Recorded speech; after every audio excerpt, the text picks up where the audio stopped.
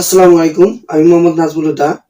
আমি আজকে এসএসসি 2026 এবং 27 ব্যাচের জন্য খুবই গুরুত্বপূর্ণ দুটি প্রশ্ন নিয়ে হাজির হয়েছি, যে প্রশ্নগুলা খ এবং গ এর জন্য খুবই গুরুত্বপূর্ণ এবং অসংখ্যবার বোর্ড পরীক্ষায় এসেছিল এবং আশা করা যায় 2026 ব্যাচের জন্য খুবই গুরুত্বপূর্ণ এবং এটাকে আপনারা 5 স্টার 6 স্টার যেটা মন চায় সেটা দিয়ে রাখতে পারেন।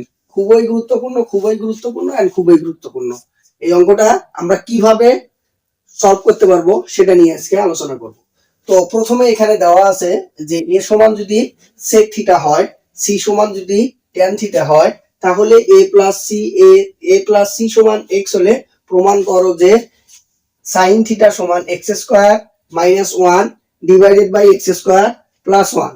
তো এই প্রশ্নটার অ্যান্সার করার জন্য আমাদের যে কাজটা করতে হবে, প্রশ্নটা কিন্তু অন্যভাবেও থাকতে পারে। প্রশ্নটা এমন থাকতে পারে যে sec theta plus tan theta সমান যদি x হয় তাহলে মান বের করতে বলতে পারে, একই জিনিস। ঠিক আছে। আবার প্রশ্নটা এমন থাকতে পারে যে cot থিটা cosec থিটা। তো প্রশ্নটা সাধারণত এই দুটো দিয়ে বেশি আসে, হয় sec tan অথবা cot cosec, এই দুটো দিয়ে আসার সম্ভাবনা অনেক বেশি। আর একটা জিনিস লক্ষ্য রাখবেন, সেটা হচ্ছে প্রশ্নটা এমন ভাবেও আসতে পারে 1 plus x square divided by 1 minus x square, এমন ভাবেও কিন্তু প্রশ্নটা আসতে পারে। তো যেভাবে আসুক না কেন, আমরা একটা নিয়ম যদি পরিপূর্ণভাবে শিখতে পারি তাহলে এই প্রশ্নের উত্তর আমরা দিতে পারবো। তো চলুন প্রথমে লিখি। এখানে দেওয়া আছে এর মান কি? এর মান হচ্ছে sec থিটা, সির মান হচ্ছে tan থিটা। এখন আমাকে বলছে যে a প্লাস সি সমান হচ্ছে x। তো এর মান কত? এর মান হচ্ছে sec থিটা প্লাস সি এর মান হচ্ছে tan থিটা সমান হচ্ছে x। তো এই অঙ্কটা করার ক্ষেত্রে আমরা সবসময় প্রমাণের এদিকে খেয়াল করব।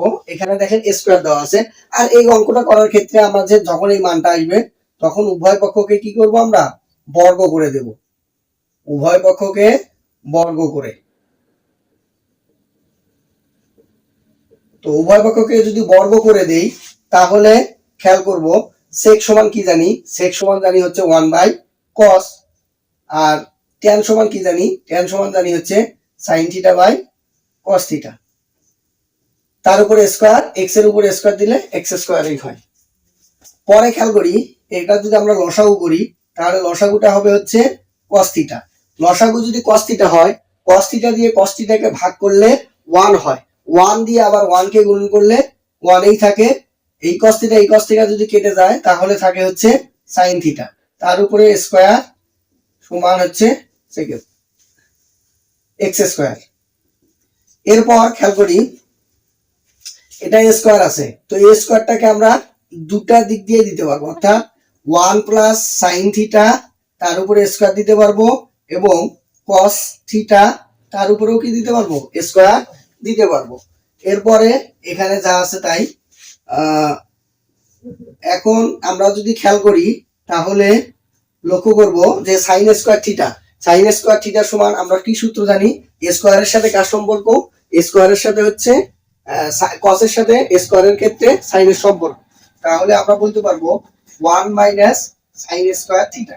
তাহলে 1 মাইনাস সাইন স্কয়ার থিটা, বা আমরা এটাকে 1 এর উপর স্কয়ারও দিতে পারি। ঠিক আছে।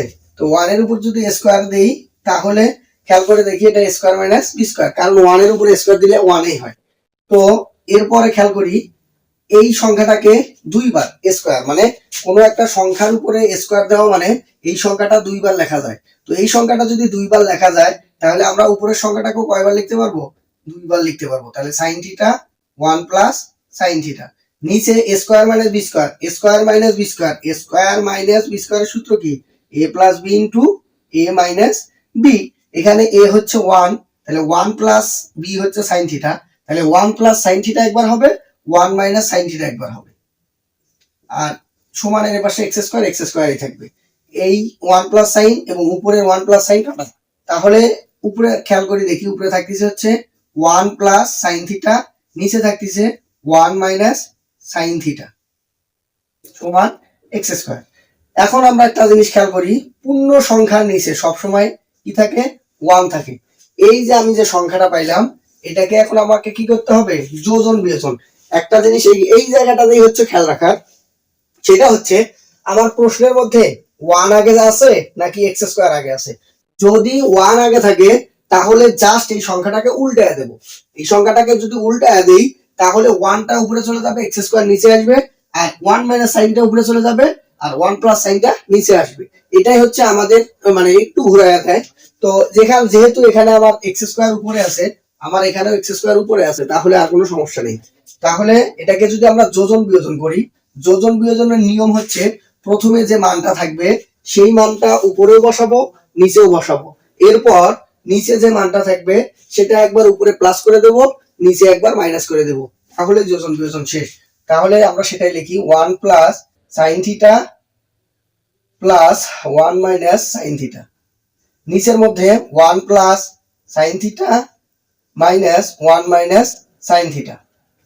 এবং এরপরে যেটা হবে সেটা তাহলে কি হবে, x square plus 1 x square minus 1। উপরে প্লাস হলে চিহ্নের কোনো পরিবর্তন হয় না, যেরকম আছে সেই রকমই বসবে।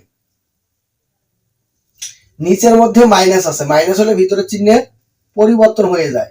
তো মাইনাস হলে যদি ভিতরের চিহ্নের পরিবর্তন হয় সেটা মাইনাস, আর এখানে কি আছে, মাইনাস আছে, তাহলে হবে কি প্লাস। এরপর যা আছে তাই বসবে। এখন এই জায়গায় আমাদের কাটাকাটি করার পালা। তো কাটাকাটি কি করব, এখানকার সাইন এখানকার সাইন, প্লাস এবং মাইনাস কাটা, এবং এখানে 1 এবং 1 কাটা। তাহলে উপরে থাকতেছে কি, উপরে এই যে 1 এবং 1 1 1 যোগ করলে হবে হচ্ছে 2।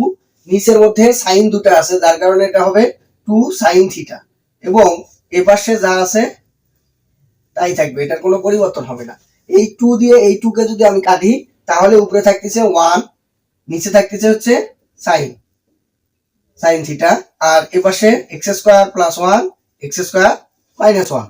এখন যদি আমি জাস্ট উল্টায়া দেই, উপরে তুলে দেই, তাহলে কি আসতেছে, যে সাইন থিটা সমান নিচে 1 আসে, পূর্ণ সংখ্যার নিচে 1 লিখলেও যা, না লিখলেও যা, তো ওটা লেখার আসলে দরকার হয় না।